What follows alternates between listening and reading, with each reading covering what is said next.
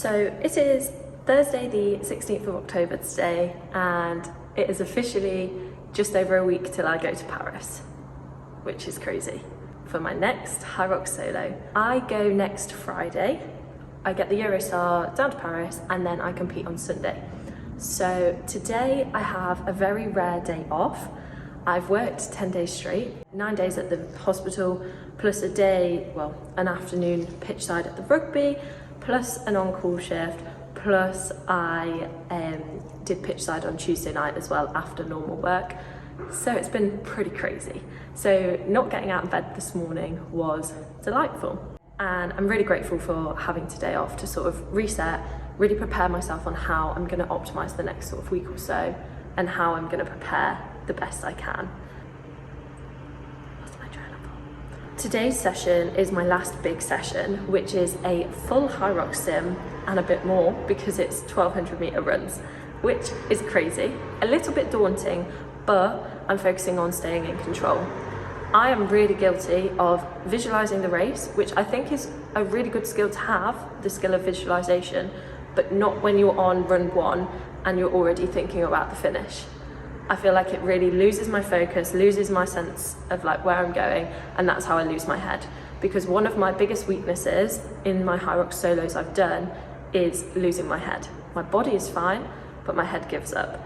So today is about staying in control, focusing on the task at hand. So if I'm on run one, I'm thinking about run one, how I'm gonna finish that strong, how I'm gonna enter the ski strong, and how I'm gonna execute the ski.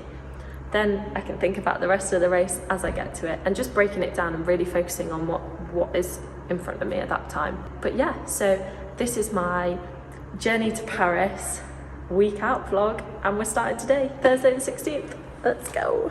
So it is currently 9 o'clock on Friday morning. We get the train to London to then get the Eurostar to Paris at 1:10. I'm off to go and get my lashes done. This is my current packing situation. Yeah, bear with, but it's getting close now. Last session was last night, so I'm feeling good, I'm feeling ready. Let's go.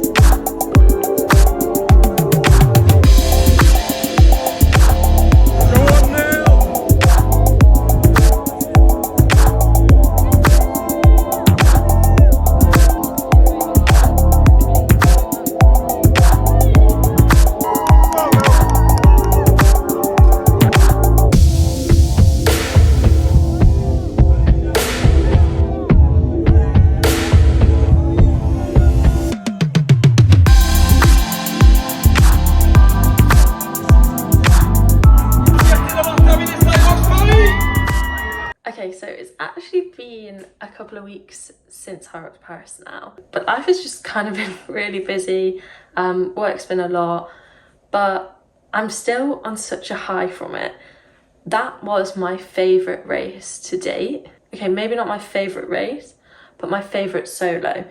That was my 5th solo Hyrox. So my first one was in November 2023, and I got 1 hour and 27, and I was very humbled and very upset.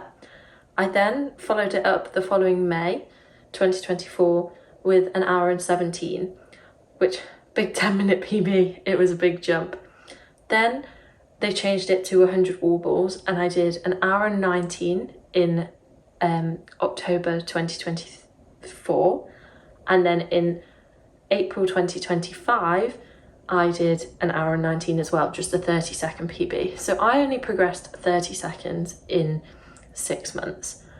And then in the following 6 months, I've progressed 6 minutes, which is crazy to me. And the craziest thing is the fact my running total time was only 22 seconds quicker, even though I've worked so much on my running. So that part is a little bit frustrating. When I pick apart the race, that is a little bit frustrating. But the fact I've managed to take 6 minutes off, so 5.5 minutes of that is from the rock zone and the stations. And the biggest difference is the mental strength, the mental composure I had on race day. I just can't believe it, and I'm so proud of myself, because that's where I really struggled in Barcelona, was because I just mentally gave up. I told myself I couldn't do it. I got in my own head, and I think by using the Hyrox plan and doing a lot of sims, the 70% sim, the 80%, the full sim, even the longer sim with the 1200 meter runs, has just got me into such a routine of actually going from run to station, and it's really benefited me. I think another key thing is the fact I now run outside.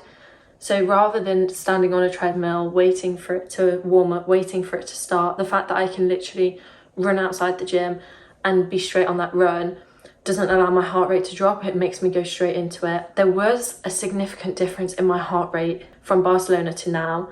My heart rate went nowhere near as high. So even though I wasn't necessarily running that much quicker, I am a lot fitter. My endurance has definitely improved. So that's a win. The runs, I started off really strong, a bit too strong. The first run was the shortest one. I think it was 2.5 laps as opposed to 2.6, but I did it in 4:06 and then just gradually got slower. And my longest run was like 5:39, I think. And that was my final run. So that's a big old difference, and something I need to work on is my pacing of myself on the runs. But my average run time was 5:02, I think, so still really, really happy with that. I'd just love it to be sub 5. That would be the aim. But the stations was the real standout. Like, I came into the ski in second. I sort of thought, okay, don't go too hot, because that's always my issue, is I go too fast on the ski, stand up, I'm really dizzy, feel awful, legs are gone, and then that's it. So I told myself I had to pace myself, and I did. I went quicker than I should have done, but it felt good, felt okay, and I stood up and I left that ski first in the wave, which was a good confidence boost, and it made me think, right, I am in control, this is my race to lose now. And then people would catch me up on the runs, and then I'd overtake them again on the stations. So this sled push was pretty standard, no real comments, except at first I was sort of lifting it without realising, and I was like, oh, it won't move, and then I realised when I put it down it would move, it would push quite nicely. The sled pull, I just don't really have a technique. I change my technique every few sort of pulls, but it clearly worked, because I came 4th out of 1,600 on sled pull, which is just crazy to me. But my key difference is, because I'm so much fitter, I ran between each length. I would pull it and then I'd run across. There was no walking, nothing. It was a clear run, and I was on a mission. I was moving with purpose. But then after the sled pull, I really got a lot of chest pain, like was really out of breath. Even though my heart rate was quite low, my breathing was through the roof. So I did stop for water. And then I moved on to the burpees, which 80 meter in one long stretch in Paris is tough. It's a mental game. I did get a warning for a penalty, so I think that got in my head a little bit. So I wasn't as quick as I would have liked. But again, I came 8th, I think it was, on the burpees. So again, pretty strong effort. Just focusing on not stopping. Like, it's pretty slow, but I keep going. I just keep going. Then I came into the row. It's just an easy effort for me. It's always my worst station. I'm always pretty slow, like a good 5 minutes, but just nice and slow to recover, because that's where my race starts, is after that row.